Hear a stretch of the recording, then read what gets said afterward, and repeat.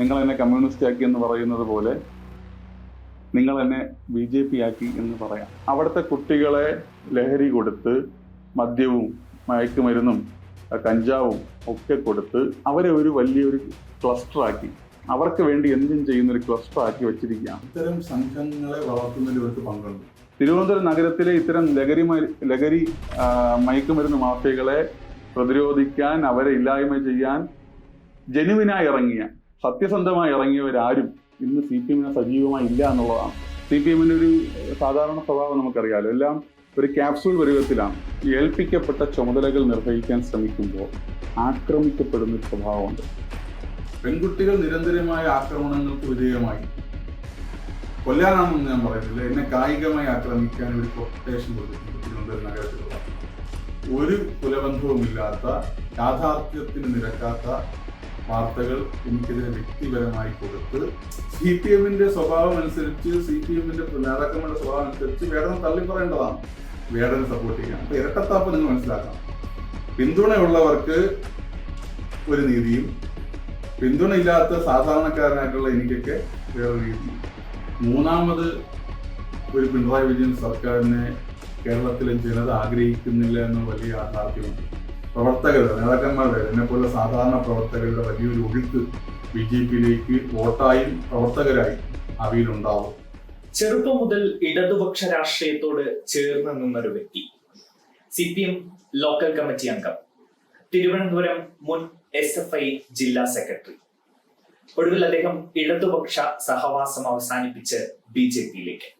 അതെ, ഗോകുൽ ഗോപിനാഥാണ് ഇന്ന് നമ്മോട് കൂടിയുള്ളത്. നമസ്കാരം.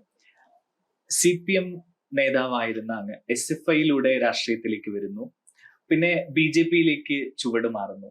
പെട്ടെന്ന് അത് കേൾക്കുമ്പോൾ ഒരു CPM പ്രവർത്തകൻ ഒരു ഞെട്ടലുണ്ടാകും. എന്താണ് ഈ ചുവടുമാറ്റത്തിന് പിന്നിലെ കാരണം? ചുവടുമാറ്റമല്ല, ഒരു രാഷ്ട്രീയ ചുവടുമാറ്റമായി BJP-യിലേക്കുള്ള എന്റെ പ്രവേശനത്തെ ഞാൻ കാണുന്നില്ല. BJP-യുടെ പ്രവർത്തകനായി പ്രവർത്തിക്കാൻ വ്യക്തിപരമായി ഞാൻ തീരുമാനിച്ചു എന്നതാണ് ശരി.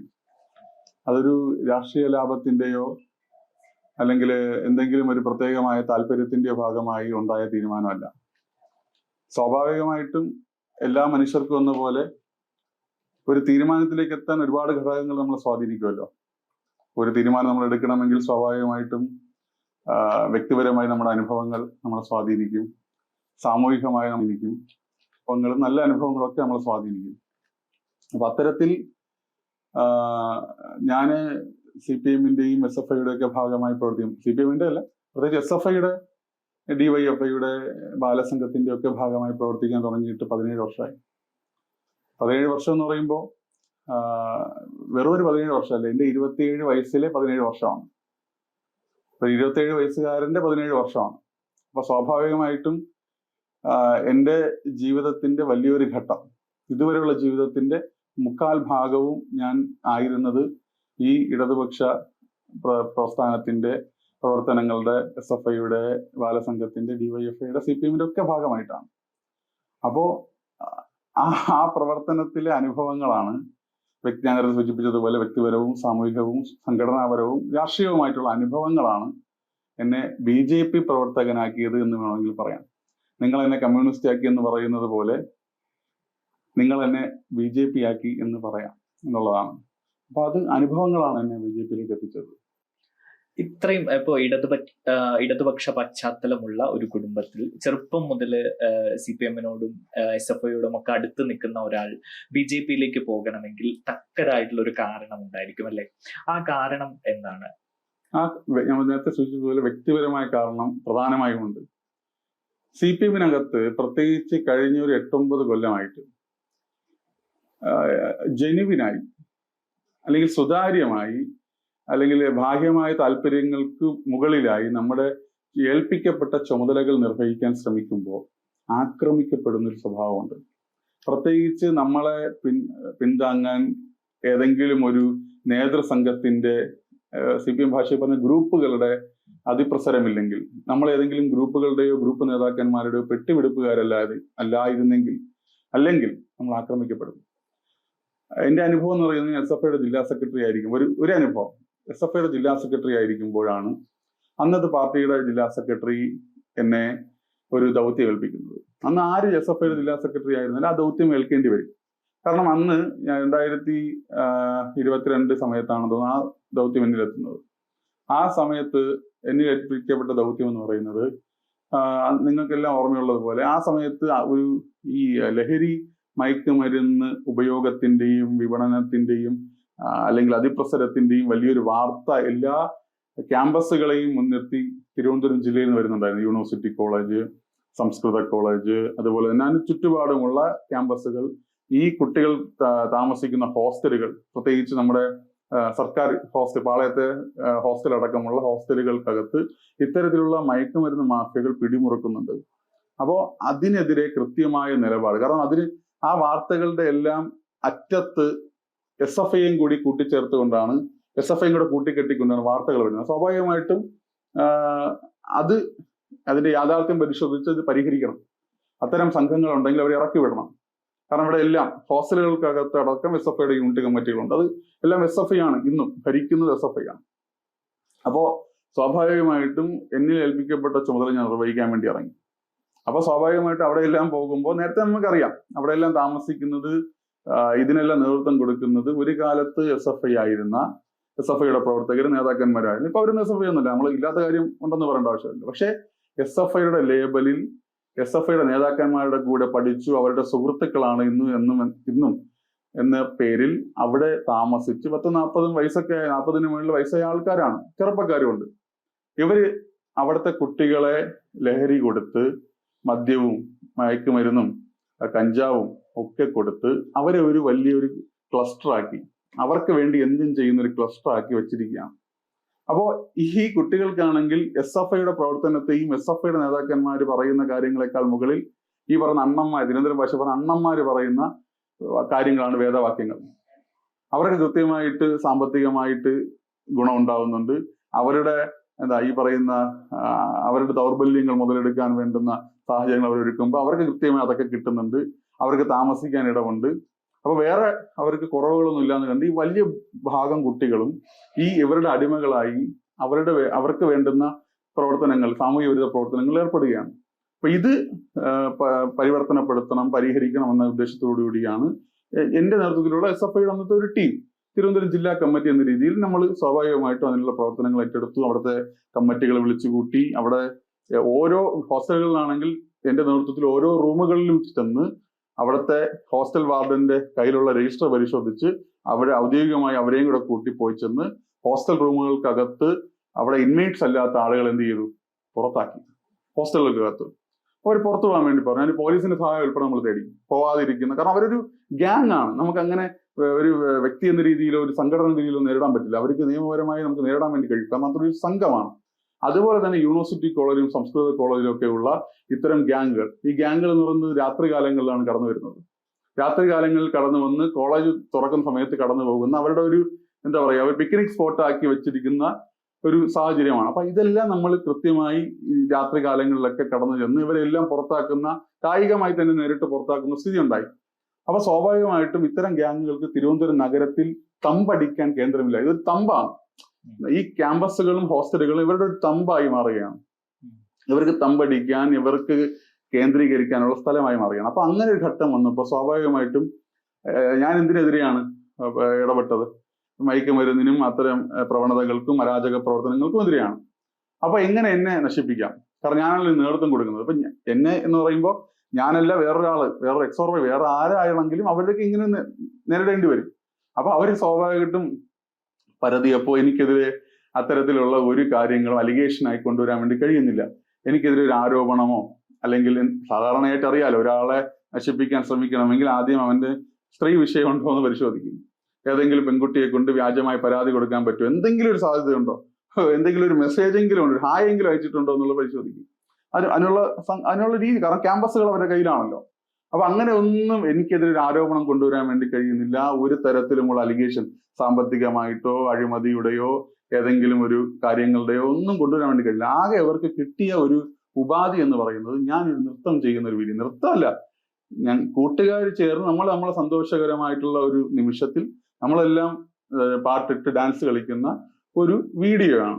അത് ഈ വിഷയം നടക്കുന്നത്, ഈ വീഡിയോ പുറത്തായി എന്ന് പറഞ്ഞ് വലിയ കോലാഹലം ഉണ്ടാവുന്നതിന് മുമ്പ് 3 കൊല്ലം കോവിഡിന് മുമ്പ് ഉണ്ടായ എനിക്ക് തോന്നുന്നു SFIയുടെ പേരൂർക്കട ഏരിയ സെക്രട്ടറി ഒക്കെ ആയിരുന്നപ്പോഴാണെന്ന് തോന്നുന്നു ആ വീഡിയോ ഉണ്ടായ സന്ദർഭം സംഭവിക്കുന്നത്. അപ്പോൾ ഞാൻ ഡാൻസ് കളിക്കുന്നു. അപ്പൊ ഈ വീഡിയോയ്ക്ക് ഈ പറയുന്ന ലഹരി മരുന്ന് മാഫിയകൾ ഇട്ട നിർവചനം ഇവരുടെ സുഹൃത്തുക്കളായിട്ടുള്ള ഇവരെ തീറ്റിപ്പോറ്റുന്ന CPMന്റെ തിരുവനന്തപുരം ജില്ലയിലെ ചില നേതാക്കന്മാർ കൂടി ഏറ്റെടുക്കുകയാണ്. കാരണം ഈ ഗ്യാങ്ങുകൾ സിറ്റിയിൽ നിന്ന് ഞാൻ വഴി അല്ലെങ്കിൽ ഞാൻ കാരണം ഇവർ ഇവിടെ നിന്ന് പോകേണ്ടി വന്നാൽ അവർക്ക് ഇവിടെ സായുധമായി കിട്ടുന്ന പിൻബലം, ആളെന്ന രീതിയിൽ കിട്ടുന്ന പിൻബലം, അവർക്ക് ആളുകളെ ആക്രമിക്കാനും ആളുകളെ പ്രതിരോധിക്കാനും ഭീഷണിപ്പെടുത്താനും അവർക്ക് അവരുടെ രാത്രികാലങ്ങളിലെ അന്തഃപുര കാര്യങ്ങൾക്ക് വേണ്ടി കൂട്ടുനിൽക്കുന്ന ഇതൊക്കെ ഇല്ലാതാവും. അപ്പൊ അവരെ സംരക്ഷിക്കുകയാണ് ഈ പാർട്ടി ഏൽപ്പിച്ച ഈ ഒരു ഉത്തരവാദിത്വം നിർവഹിക്കുന്നതിൽ നിന്ന് എന്നെ പിന്മാറ്റുന്നതിനൊപ്പം ഇവരെ സംരക്ഷിക്കണം. അപ്പോൾ ഇവര് ഈ ഡാൻസ് കണ്ടാൽ ഇയാൾ മദ്യപിക്കുന്നതായി തോന്നും. ഈ തോന്നലാണ്, തെളിവുകളില്ല, ഒന്നുമില്ല. അപ്പോൾ അങ്ങനെ ഒരു മദ്യപാനിയായി എന്നെ ആ വീഡിയോയിൽ ചിത്രീകരിച്ച് എന്ത് ചെയ്തു? ഇത് മാധ്യമങ്ങളിൽ ഔട്ട് ചെയ്തു. ആരാ ചെയ്യുന്നത്? CPM നേതാക്കന്മാരാണ്. താങ്കളെ മനഃപൂർവ്വം കരിവാരിത്തേക്കാൻ വേണ്ടിയിട്ട് CPMല് ചില എന്നെ കരിവാരിത്തേക്കാനാണെന്ന് ഞാൻ പറയുന്നില്ല. ഒരു ഗോകുൽ ഗോപിനാഥിനെ കരിവാരിത്തേക്കാനല്ല. ഈ ദൗത്യവുമായി നിങ്ങൾ പരിശോധിച്ചാൽ മതി. തിരുവനന്തപുരം നഗരത്തിൽ SFIയുടെ ഭാരവാഹികളായിരുന്ന ആരെ പരിശോധിച്ചാലും മതി. ഈ ദൗത്യവുമായി ഇറങ്ങിയവരൊന്നും CPMനകത്തില്ല. തിരുവനന്തപുരം നഗരത്തിലെ ഇത്തരം ലഹരി മയക്കുമരുന്ന് മാഫിയകളെ പ്രതിരോധിക്കാൻ, അവരെ ഇല്ലായ്മ ചെയ്യാൻ ജനുവിനായി ഇറങ്ങിയ, സത്യസന്ധമായി ഇറങ്ങിയവരാരും ഇന്ന് CPMന് സജീവമായി ഇല്ല എന്നുള്ളതാണ്. അതിന് CPMനകത്തുള്ള നേതാക്കളുടെ പങ്കുണ്ടാവും, SFIനകത്തുള്ള നേതാക്കൾ സൂചിപ്പിച്ചല്ലോ. CPMനകത്തുള്ള നേതാക്കന്മാർ അവരുടെ വ്യക്തി താല്പര്യങ്ങൾക്ക് വേണ്ടി തിരുവനന്തപുരം നഗരത്തിലെ ക്യാമ്പസുകളും ഹോസ്റ്റലുകളും ഉപയോഗിക്കുന്നുണ്ട്. അവരുടെ ഹെഞ്ച്മാൻസ് ആയിട്ട്, അവരുടെ എന്താ പറയുക, അവർക്ക് കായികമായിട്ടും അല്ലാതെയും ഒക്കെയുള്ള ശക്തി എന്ന രീതിയിൽ ഇത്തരം ഗ്യാങ്ങുകളെ തിരുവനന്തപുരം നഗരത്തിനകത്ത് വളർത്തി നിർത്തിയിട്ടുണ്ട്.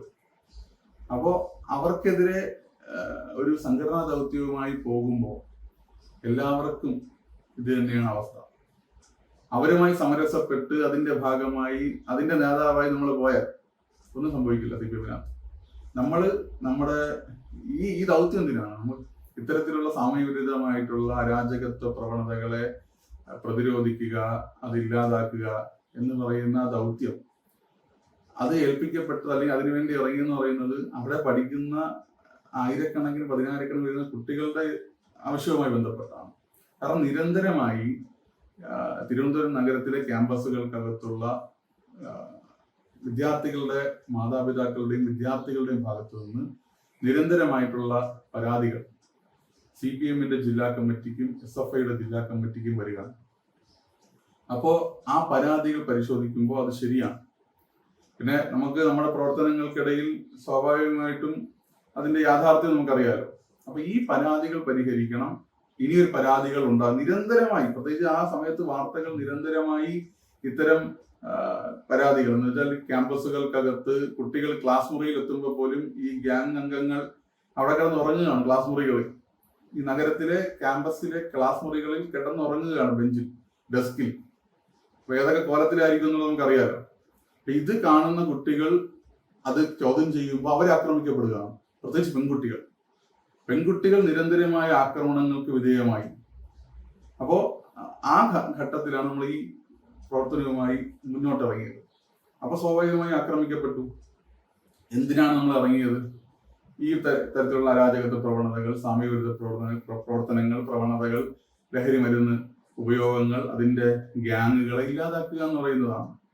അപ്പോ അവര് ചിന്തിച്ചത് ഞാൻ നേരെ സൂചിപ്പിച്ചതുപോലെ ഇവനെ എങ്ങനെ ആക്രമിക്കാം, കാരണം ഞാൻ ഇല്ലാതായാൽ ഇത് അവസാനിക്കും എന്നുള്ളതാണ് ഇവർ പ്രതീക്ഷിച്ചത്. കാരണം ഇവര് കഴിഞ്ഞ കാലങ്ങളിൽ നോക്കുമ്പോൾ ആരും അങ്ങനെ ഇവരെ ബുദ്ധിമുട്ടിക്കാൻ വേണ്ടി വന്നിട്ടില്ല.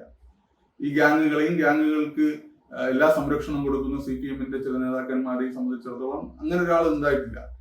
എന്നെ പലരും ഈ ഒരു പരിപാടിയിൽ നിന്നും പുറകോട്ട് പോകാം, നിന്റെ രാഷ്ട്രീയ ഭാവിയെ അത് ബാധിക്കും എന്ന രീതിയിൽ എന്നോട് സംസാരിച്ചിരുന്നു.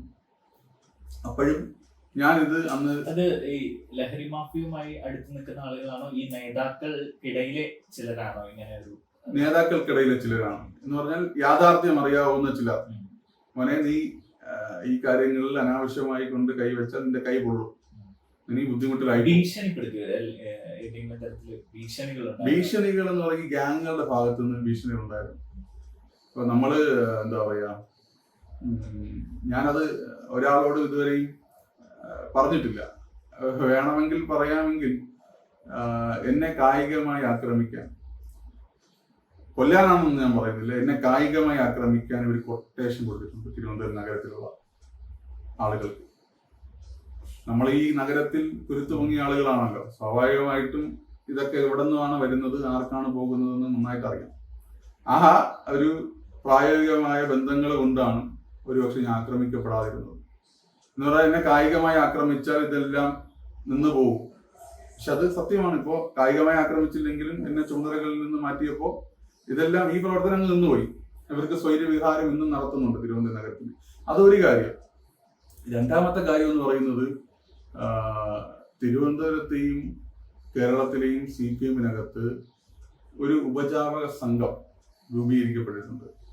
ആ സംഘത്തിന്റെ ഉദ്ദേശം എന്ന് പറയുന്നത്, പ്രത്യേകിച്ച് കഴിഞ്ഞ 2 ഭരണങ്ങൾക്കിടയിൽ, ഈ നടക്കുന്ന രണ്ടാമത്തെ ഭരണം ഉൾപ്പെടെ 2 ഭരണങ്ങൾക്കിടയിൽ അധികാര കേന്ദ്രങ്ങൾക്കകത്തുള്ള ഒരു ഉപജാപക സംഘമാണ്.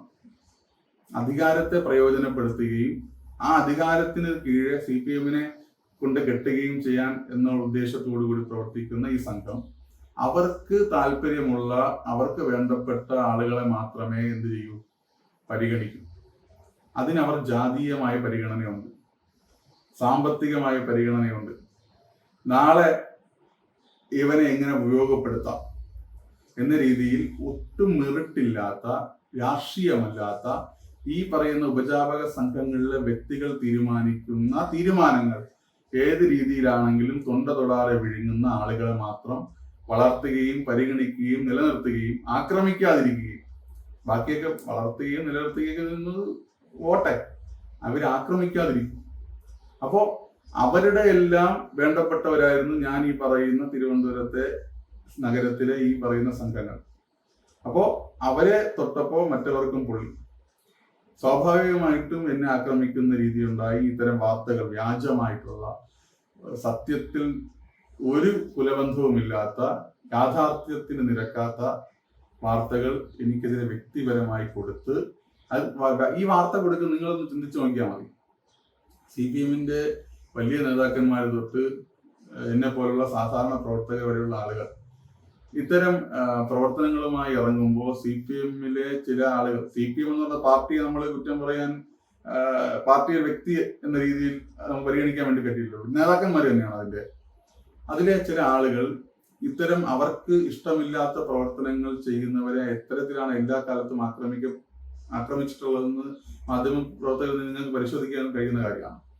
എന്ന് പറഞ്ഞാൽ അവരുടെ, നമ്മൾ തിരുവനന്തപുരം ഭാഷയിൽ പറഞ്ഞാൽ, തിരുവനന്തപുരം ഭാഷയിൽ ഈ എന്താണ്, ഉതകുക, ഉപകാരപ്പെടുക എന്നതിനെ ഉതവുക എന്ന് പറയും.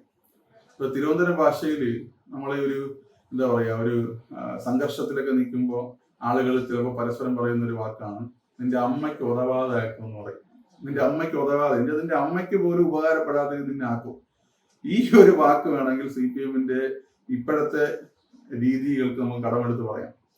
അവർക്ക് താല്പര്യമുള്ള ഈ പറയുന്ന സംഘങ്ങളെ തൊട്ടാൽ, അവരുടെ ഉപജാപക സംഘത്തിന്റെ ഭാഗമാകാതിരുന്നാൽ, അവരുടെ ജാതീയമായ സംവിധാനങ്ങളുടെ ഭാഗമാകാതിരുന്നാൽ, അവരുടെ ഈ കാലഘട്ടത്തിലെ ഈ ശരിയല്ലാത്ത രാഷ്ട്രീയത്തിന്റെ ഭാഗമാകാതിരുന്നാൽ നിന്റെ അമ്മയ്ക്ക് ഉതവാതെയാക്കും എന്ന് പറയേണ്ടി വരും. അതെന്ന് പറയുന്നത് എന്ന് പറഞ്ഞാൽ നിന്നെ CPM-നകത്തും വെച്ച് ഉറപ്പിക്കില്ല.